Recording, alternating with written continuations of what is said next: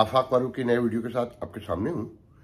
मौजू पाकिस्तान में बढ़ती हुई अनारकी कहूँगा मैं तो अब, मगर दिल रखने को कहते हैं, कह लेते हैं कि सोशो पॉलिटिकल क्यास जो बढ़ रहा है, अफवाहें, इत्तलात, खबरें और इलेक्ट्रॉनिक मीडिया की स्पेशल ट्रांसमिशंस इस बात की गवाह हैं कि मामला ख़राब से ख़राब तर हो रहे हैं।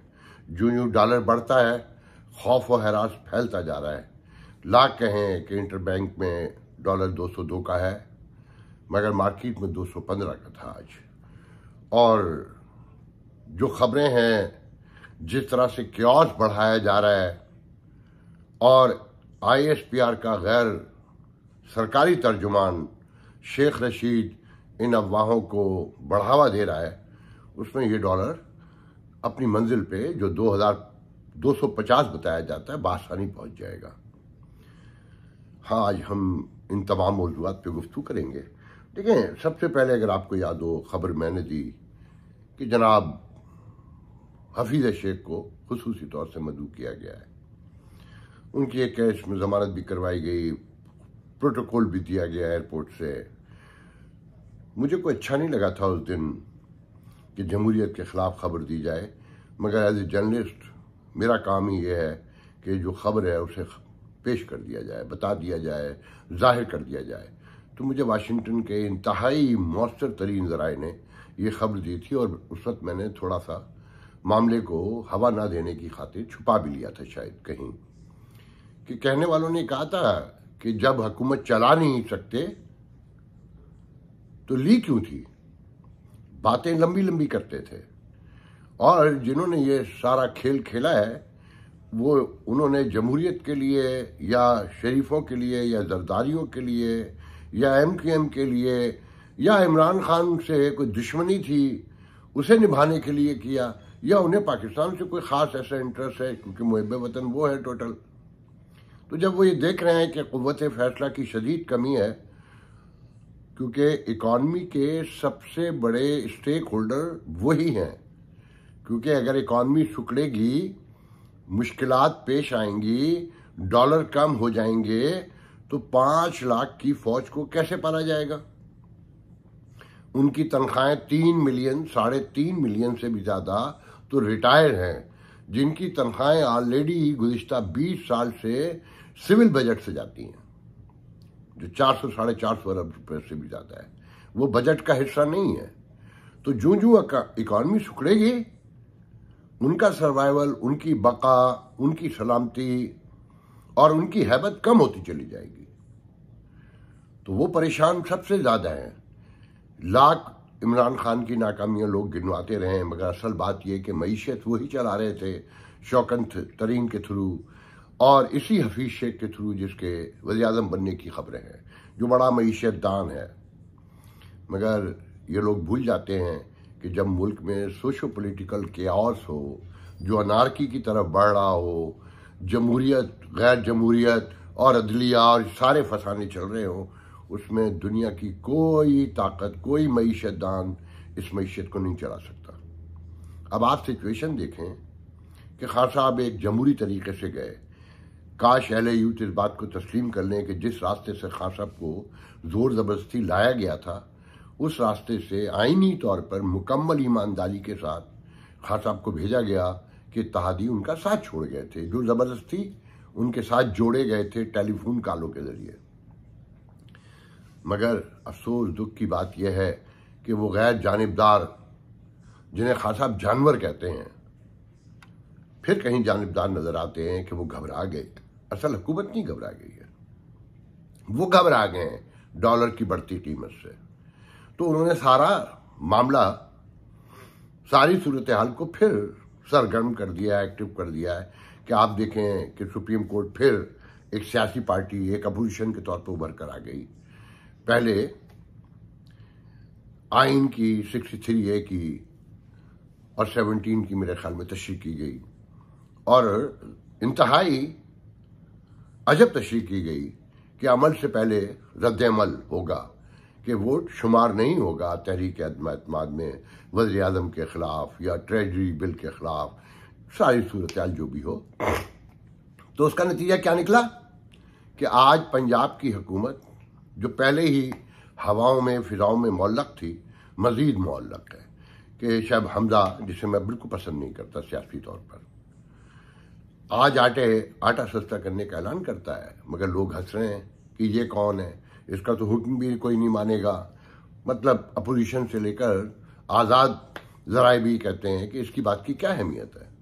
ना बेचारे की कैबिनेट है। मेरे ख्याल में जमहूरी तारीख में ये पहला मौका है कि एक इतने बड़े सूबे की, जिसकी आबादी बकौल रज़ाई साहब के 16-17 करोड़ हो चुकी, उस हुकूमत की कोई कैबिनेट ही नहीं है। एक अकेला फर्द वाहिद हुकूमत चला रहा है और उसको भी आईनी तौर पर तस्लीम करने के हवाले से शुकूक को शबात है।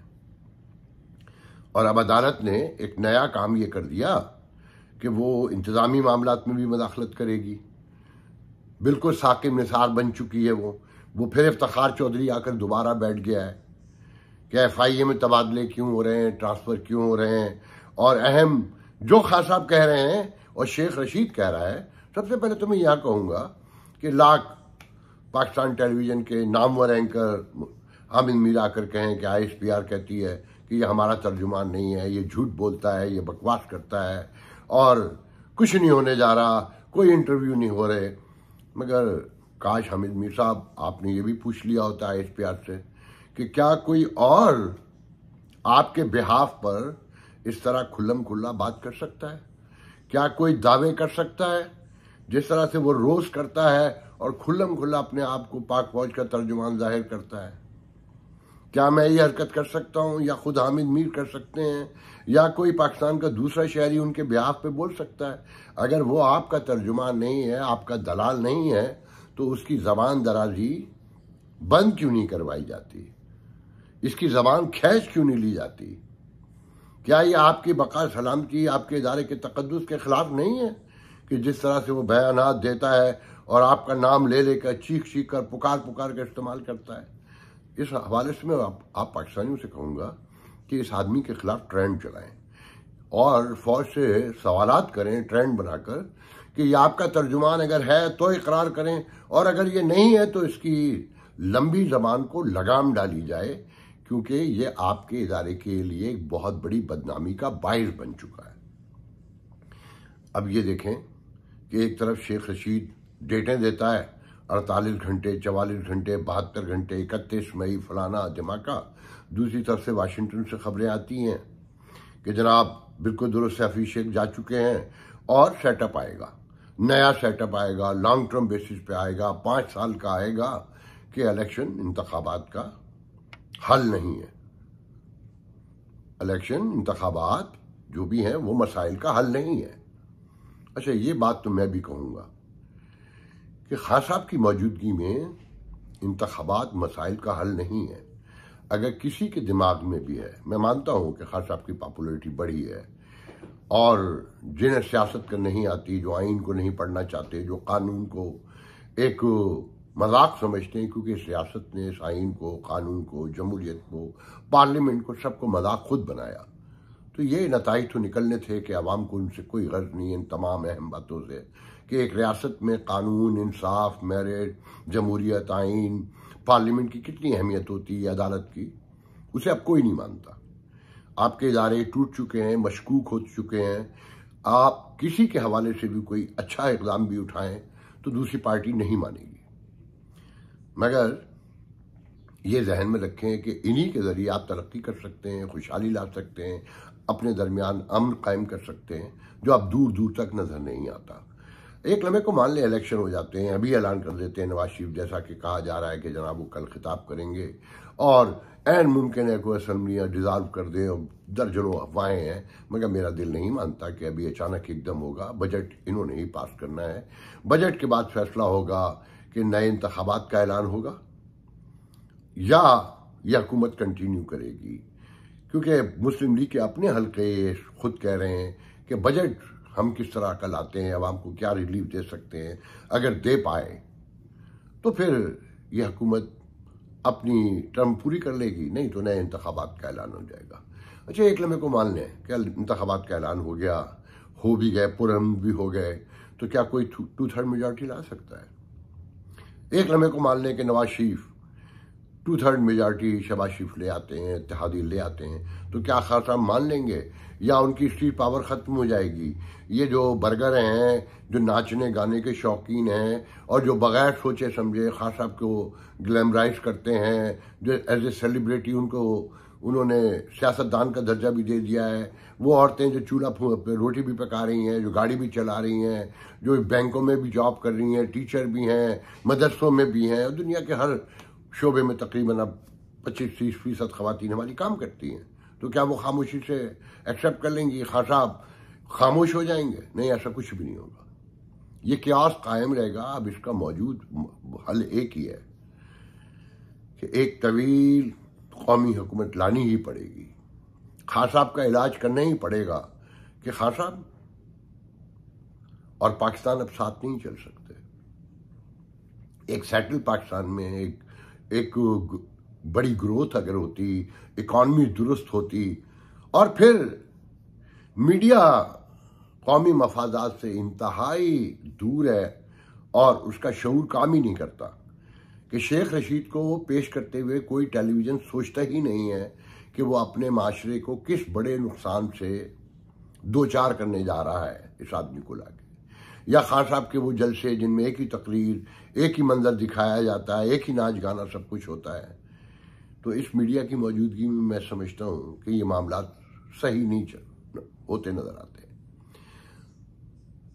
जब अदलिया, इमरान खान, इस्टेब्लिशमेंट सब एक जगह खड़े हो जाएं, एक तरफ तो कहा जाए कि इमरान खान ने मसाइल पैदा कर दिए हैं, दूसरी तरफ उसी फौज में लोग मौजूद हों, इमरान खान को सपोर्ट कर रहे हों, रिटायर्ड फौजी जो है अपने मेजर, कर्नल, ब्रिगेडियर का ओहदा लिखकर और रिटायर का लफ्ज़ भी गायब कर देते हों, और वो जो ज़बान इस्तेमाल करते हैं, फिर ऐसे में मुस्लिम लीग के अपने दो धड़े कि इसहाक डार वहाँ से कुछ और कह रहे हैं और परवेज़ रशीद कुछ और कह रहे हैं, और यहाँ राना सनाउल्लाह कुछ और कह रहे हैं, मुफ्ता इस्माइल कुछ और कह रहे हैं, तो क्यास तो पैदा होगा। मगर इसमें दिलचस्प बात यह है कि वो आसिफ जरदारी जो इस पूरे खेल में इस्टेब्लिशमेंट के साथ हैं और जिन्होंने मुस्लिम लीग नून को राज़ी किया यह हुकूमत बनाने पे, तहरीक अदम लाने पे, वो खुसूसी तैयारे में अपने दोस्तों को लिए दुबई घूम रहे हैं, सऊदी अरब में मेरे ख्याल में उम्रे कर रहे हैं। उन्हें कोई फ़र्क नहीं है, उनका बेटा अमेरिका आया हुआ है बतौर वज़ीर ख़ारजा। मुझे ये कहने दीजिए कि जो वज़ीर ख़ारजा का एक पोस्टर है, जो एक डिग्निटी है, जो एक हमारे जहनों में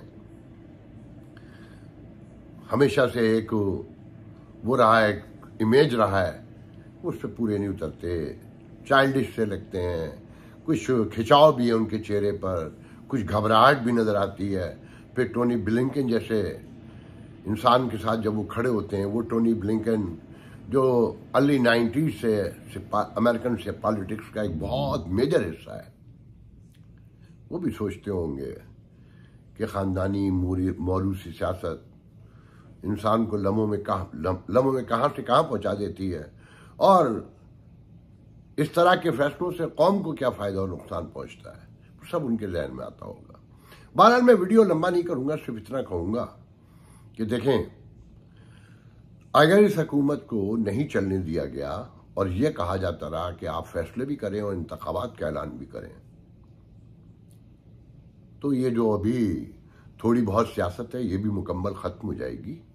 अगर कौमी हुकूमत बनानी है तो सबको साथ बिठाना होगा, और कौमी हुकूमत इसलिए बनानी ज़रूरी होगी कि इंतखाबात मसाइल का हल पेश करते नज़र नहीं आते, ये इदारे सपोर्ट नहीं करते, और वो इदारा जिसका सबसे बड़ा स्टेक है वो इस बात को समझ के नहीं दे रहा कि अगर वो खामोश नहीं होगा, अपने आईनी दायरे में नहीं जाएगा, तो कोई हुकूमत स्टेबलाइज नहीं हो सकती।